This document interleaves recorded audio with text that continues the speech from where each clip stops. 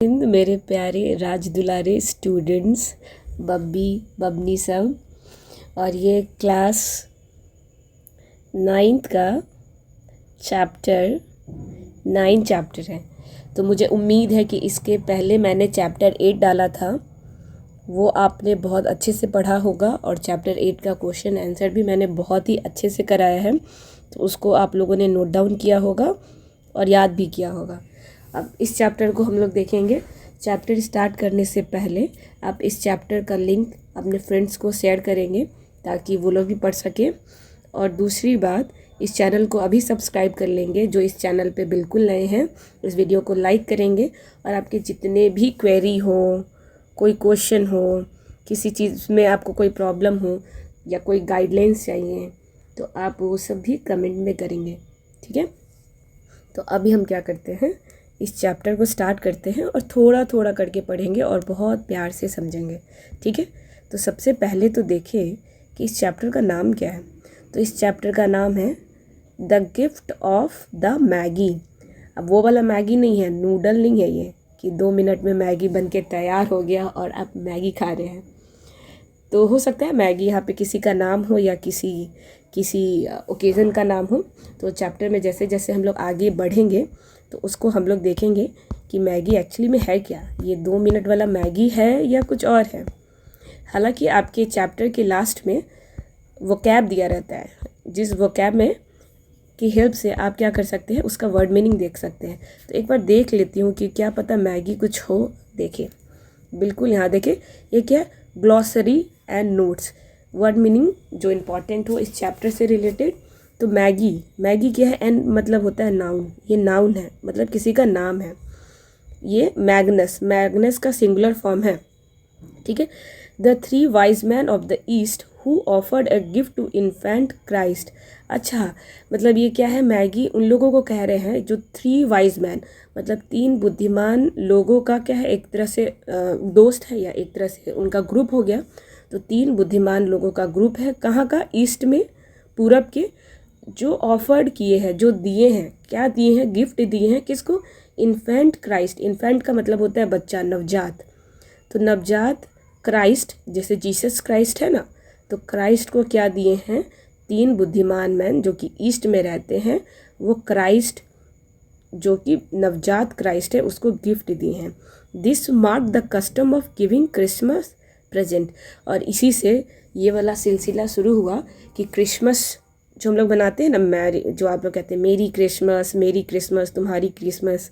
तो जो 25 दिसंबर को हम लोग क्रिसमस डे सेलिब्रेट करते हैं, तो जो क्रिसमस डे में क्या होता है कि गिफ्ट देने का रस्म है कि लोग ज़रूरतमंदों को गिफ्ट देते हैं, अपने फैमिली में, अपने रिलेटिव में एक दूसरे को गिफ्ट देते हैं। तो ये जो क्रिसमस में गिफ्ट देने का जो प्रचलन है, जो एक तरह से आप कह सकते हैं रूल है, या फिर रूल नहीं, मतलब कि जो परंपरा है वो यहीं से स्टार्ट हुआ है।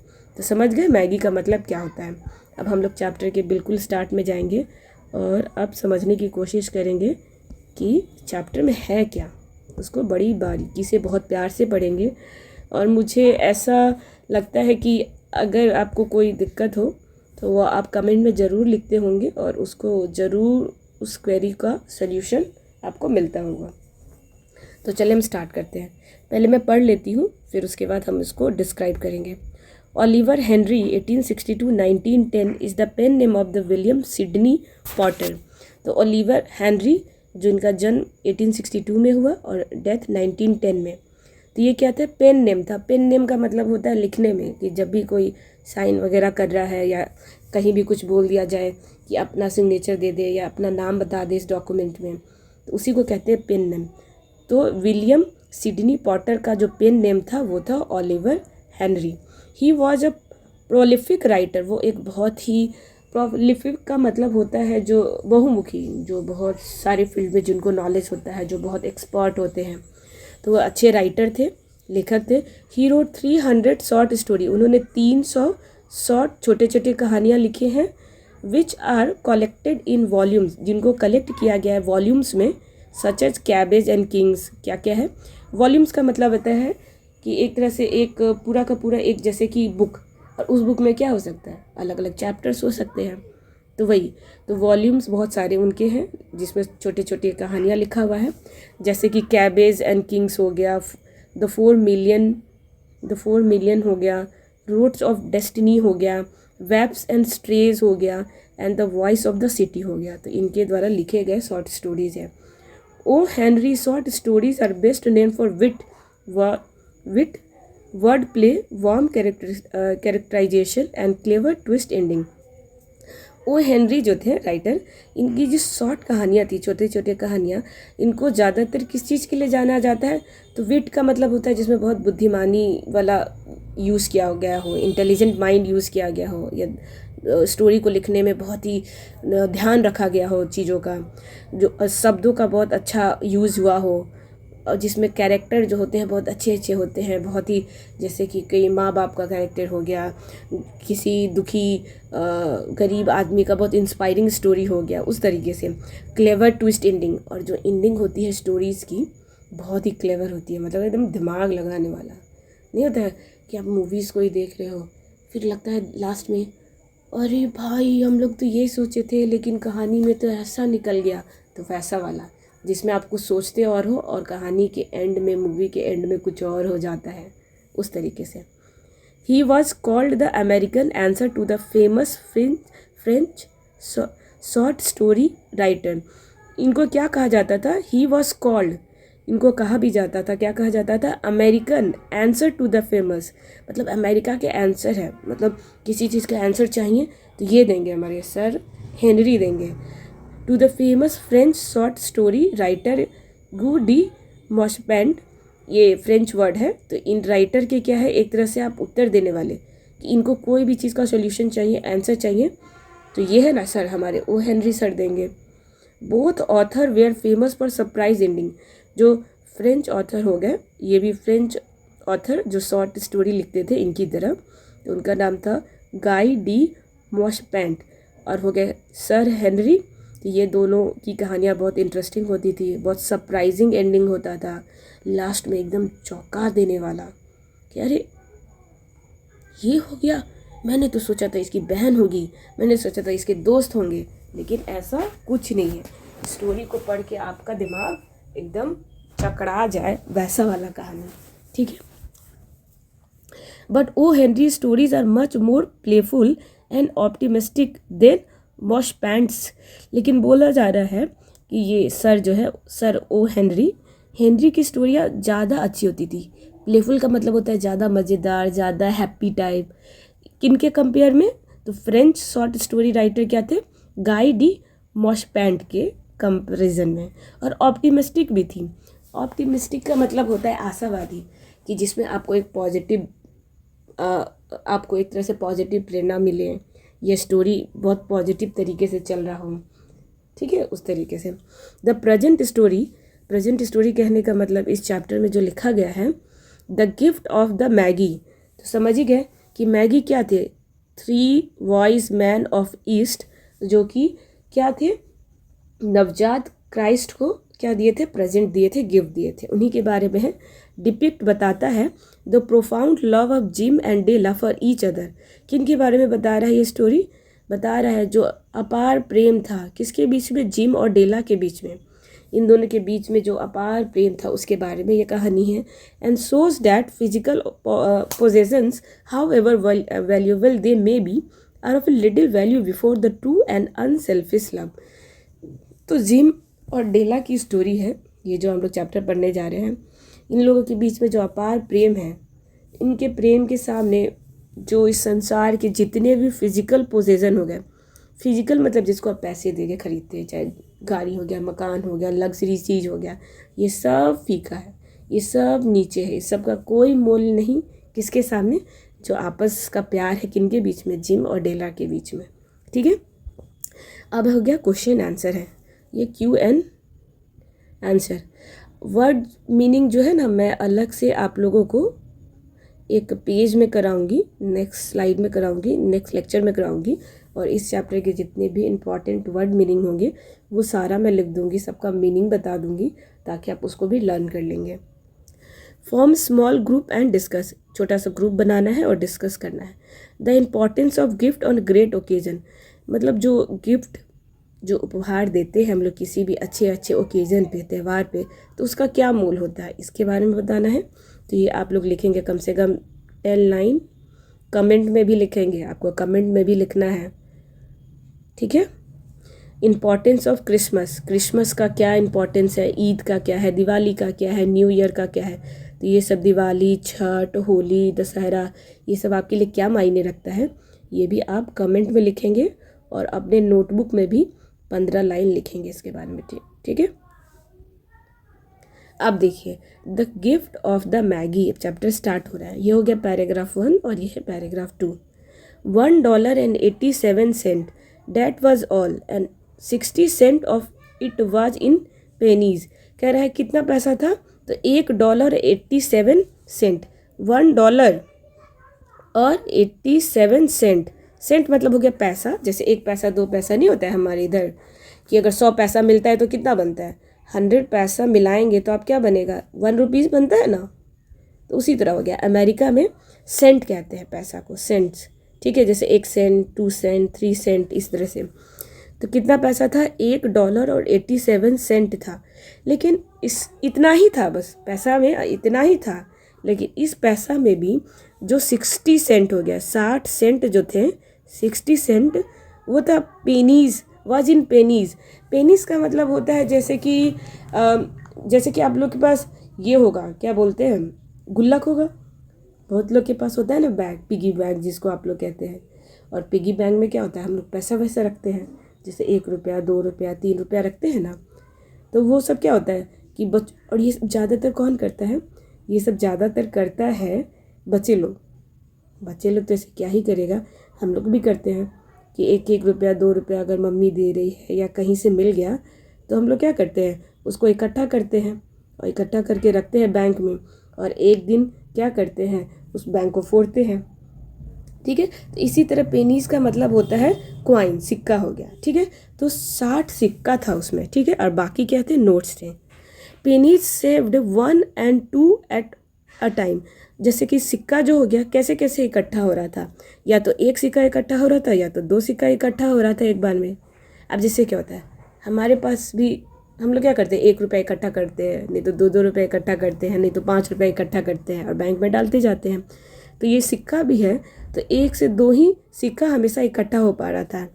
By bulldozing the grocer and the vegetable man and the butcher until one चिक burned with the silent imputation of parsimony that such close dealing implied। अब देखिए इतना कम पैसा इसके पास इसलिए इकट्ठा हो पा रहा था क्योंकि जो ज़्यादातर पैसा था वो खर्च हो जा रहा था।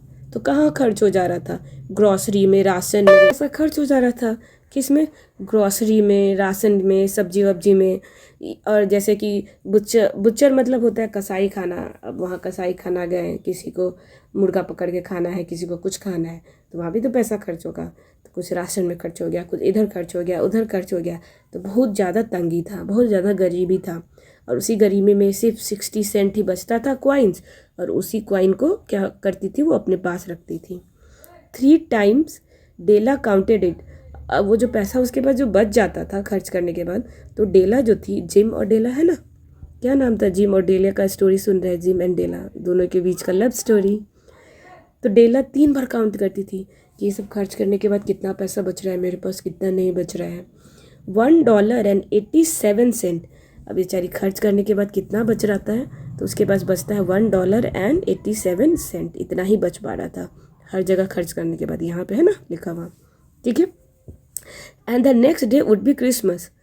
अब बताओ, बेचारी हर जगह ग्रॉसरी में खर्च हो गया, बुचर खाने में खर्च हो गया, वेजिटेबल मैन को देना था, सब जगह देने के बाद, सब जगह करने के बाद बेचारी के पास $1.87 ही बच रहा था। और पता चल रहा था कल क्या है, कल क्रिसमस का त्यौहार है, और पैसा इसके पास क्या है, बहुत कम है। There was clearly nothing left to do but flop down on the shabby little couch and howl. अब बेचारी के पास कुछ भी नहीं बचा।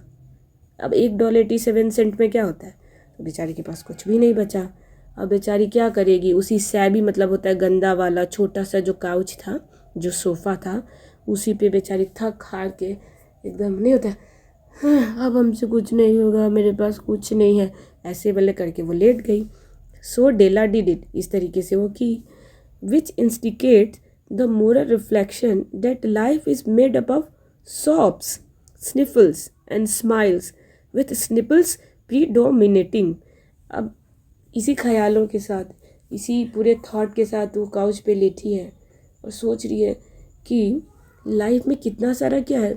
सॉब्स मतलब होता है एकदम सुबुक सुबुक के रोना, नहीं होता है, लोग अकेले में दुखी होता है तो रोता है, तो उसी तरीके से बहुत सारा आंसू है, बहुत सारा स्निफल्स है, मतलब दुख है, लेकिन खुशियाँ भी हैं, स्माइल्स भी हैं, और क्या है, लेकिन दुख ही ज़्यादा है। स्निफल्स मतलब रोना, सिसक सिसक के या अफसोस करना, वो ज़्यादा है। खुशी स्माइल्स भी है लेकिन गम भी है, ये सोच रही है, ठीक है, दोनों है।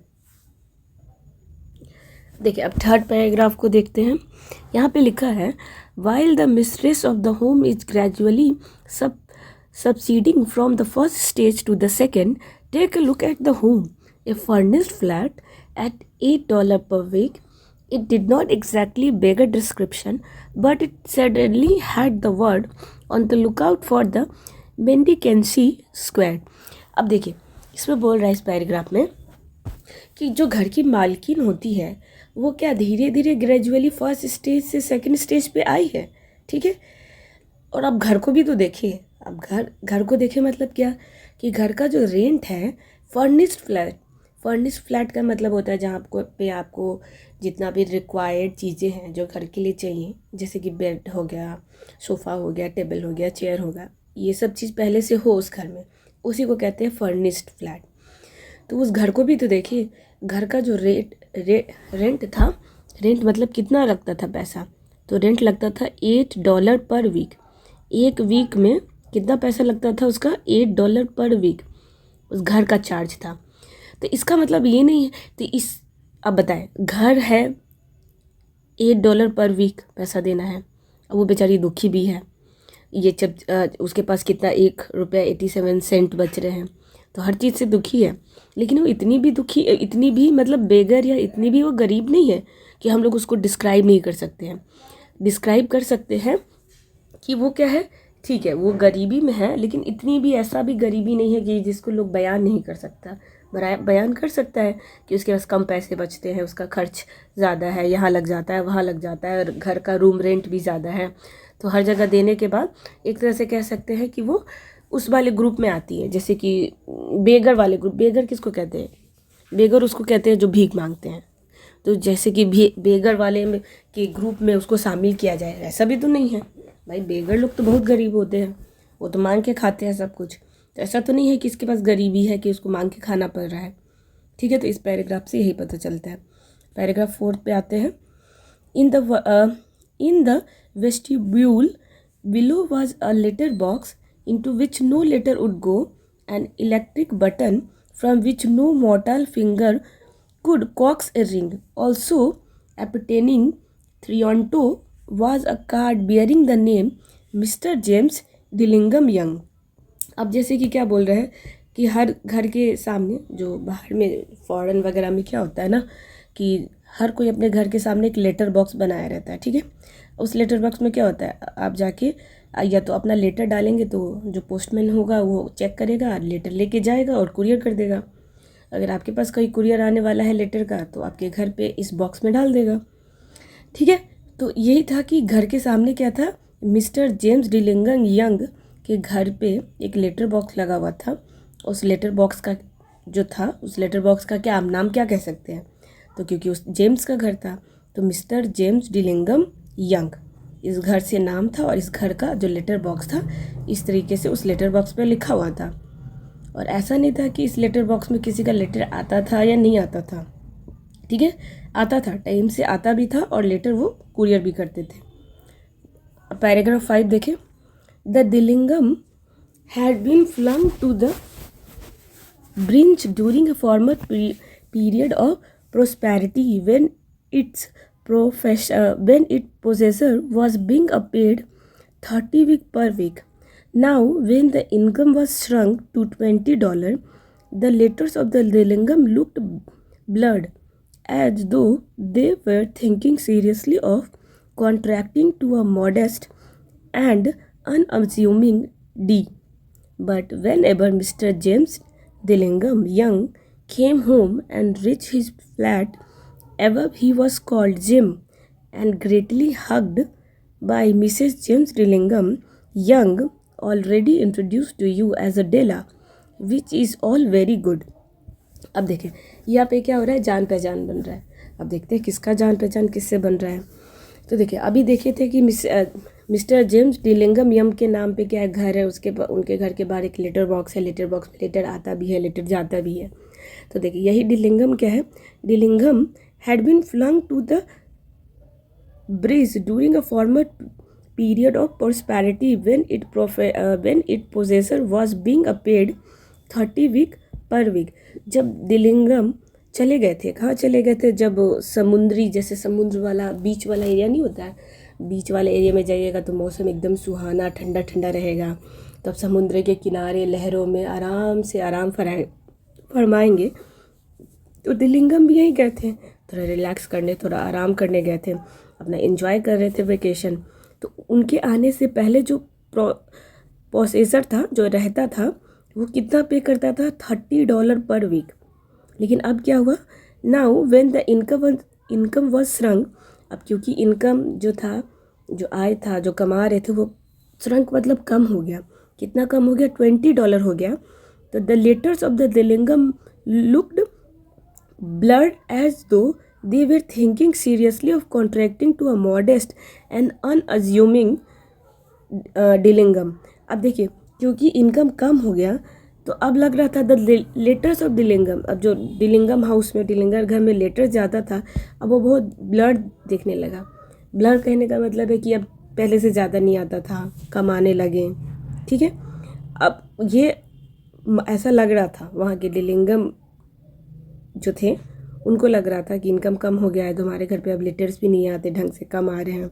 But whenever Mr James Dillingham, लेकिन जब भी मिस्टर जेम्स डिलिंगम यंग, जब भी मिस्टर जेम्स डिलिंगम यंग मतलब जैसे राजा होता है ना, तो राजा को क्या कहते हैं, हम लोग किंग कहते हैं. लेकिन इसी के बेटे को क्या कहते हैं, प्रिंस कहते हैं ना, कि प्रिंस आए हैं, प्रिंस आए हैं, प्रिंस आए हैं. तो मान के चले डिलिंगम उनके फादर हो गए, तो डिलिंगम यंग क्या हो गए, उनके बेटा हो गए. यंग मतलब बेटा. जब भी ये आते थे घर, डिलिंगम यंग आते थे घर, came home and rich his flat ever he was called, घर पहुंचते थे तो इनके फ्लैट के ऊपर जो घर था, क्या कहा जाता था उसको, जिम नाम दिया गया था. And greatly hugged by Mrs James Dillingham Young. और क्या होता था, अब जब अपने घर आते थे तो घर के ऊपर वाला जो फ्लैट था, जिसको नाम दिया गया था, जिसको कहते थे लोग जिम, तो वहाँ आने के बाद जो मिसेस थी, कौन मिसेस, जेम्स डिलिंगम यंग के साथ बड़े अच्छे से वो गले मिलते थे. और ऑलरेडी क्या थे, एक दूसरे से इंट्रोड्यूस थे, जाना पहचान थे एक दूसरे का. और जान पहचान हुआ था एज ए किस की तरह, डेला की तरह. तो अब जिम और डेला का क्या हो रहा है, मिलन हो रहा है, एक दूसरे से क्या है, जान पहचान है. Which is all very good, जो कि सब कुछ बहुत ही ज़्यादा अच्छा था. तो हम क्या करते हैं, इसको पहले पार्ट में रखते हैं, सेकंड पार्ट में हम 6 पैराग्राफ से पढ़ेंगे और फिर उसके बाद कोशिश करेंगे कि यहाँ तक क्वेश्चन आंसर तक कर लें, ताकि नेक्स्ट चैप्टर में धीरे धीरे करके हम बाकी बचा हुआ पैराग्राफ भी कर लेंगे. अगर आपको ये समझ में नहीं आया है तो आप क्या करेंगे, इसको 4 बार 5 बार फिर से देखेंगे इस वीडियो को. ठीक है, वीडियो देखने के बाद मेरे साथ साथ जैसे जैसे मैंने पढ़ा है उस लाइन को पढ़ेंगे, वर्ड मीनिंग कोशिश करेंगे समझने का, प्रोनाउंसिएशन कोशिश करेंगे समझने का, और जो मैं समझा रही हूँ उसको भी समझने की कोशिश करेंगे. जब आप खुद से रीड करेंगे ना तो पक्का आपको समझ में आएगा. तो इस चैनल को आप सब्सक्राइब कर लेंगे, वीडियो को लाइक करेंगे. मैं मिलूँगी नेक्स्ट वीडियो में. जय हिंद.